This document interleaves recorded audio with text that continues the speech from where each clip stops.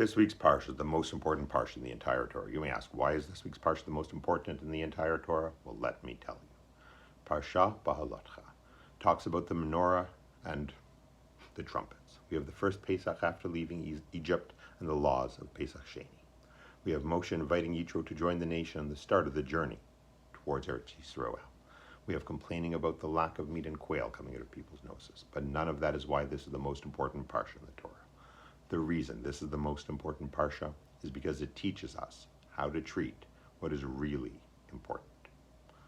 Contained in this week's parsha is one of the most jarring turning points in the entire Torah. So jarring is that turning point that the Talmud says that the book of Bamidbar is actually multiple books in one.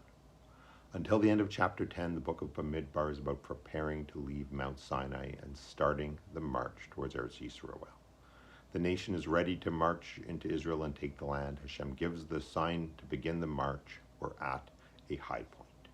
But then, starting in chapter 11, things start to go wrong. The Jewish nation complains, this time about lack of meat, and things go downhill from there. The rest of the book of Bamidbar is tragedy after tragedy. Miriam and Aaron speak Lashon Hora against Moshe. We get the tragedy of the spies, and it all ends with us wandering in the desert for 40 years. It's a 180-degree change in overall tone, with just 2 lines in between, the last 2 lines of chapter 10. And it comes to pass when the ark set forward that Moshe said, "Rise up, Lord, and let thy enemies be scattered, and let those who hate thee flee before thee."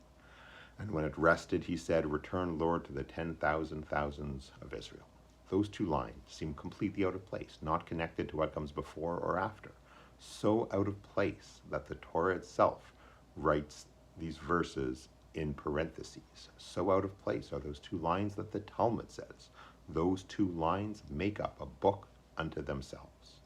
How you could consider those 2 lines to be a book unto themselves is a topic for a different video, but one of my favorite ideas in all of Torah, so ask me about it. My question for today is different. My question is, why are those 2 lines there at all? The narrative would have worked just fine without them. Better, in fact, why insert these clearly out of place lines right here? Rashi says, it's there because there are 2 bad things happening in a row, and we wanted to break the bad things up. Okay, that's a nice idea, but what bad things? Sure, there are bad things that happen after these lines. We're about to complain about not having meat and get walloped by Hashem for being a bunch of ungrateful complainers. Fine, I got it. But what's the bad thing that happened before? Everything seemed great before. Right before these 2 lines, we read, "And they departed from the mountain of Hashem." How is that a bad thing? Hashem told us it's time to go, so leaving can't be the issue. The problem, says the Talmud, is not that we left, but how we left. We didn't walk away from Sinai the way we walk away from the Kotel. We didn't back away slowly. We ran. Asks Rav Druk. This is the criticism of Bnei Yisrael? We ran away from Sinai like a bunch of school children on the last day of school?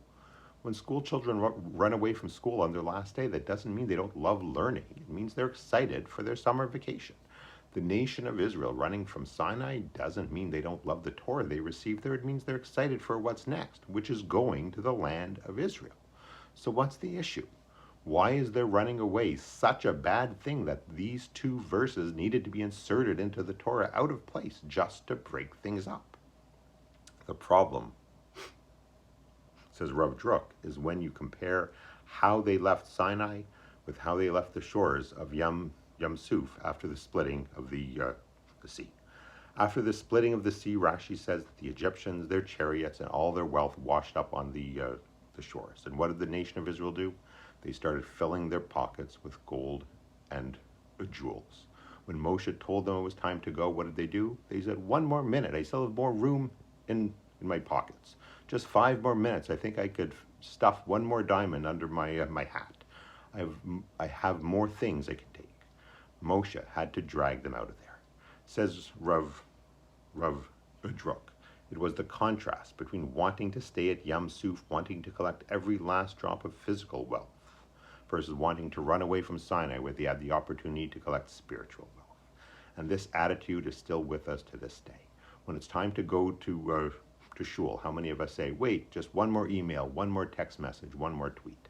But when it's time to leave shul, how many of us say, wait, just one more psalm, one more bit of Torah learning? Don't feel bad, we come by it honestly. It comes right from this week's parsha. And that is the tragedy that necessitated the insertion of those verses. So next time you have to choose between spending your time at Yam Suf or at Sinai, remember where the gold really is, and spend your time filling your pockets with that. That is one reason why this is the most important parsha in the entire Torah. But the other reason is that the most important piece of Torah is whatever piece of Torah you have in front of you right now. Shabbat Shalom and Am Yisrael Chai.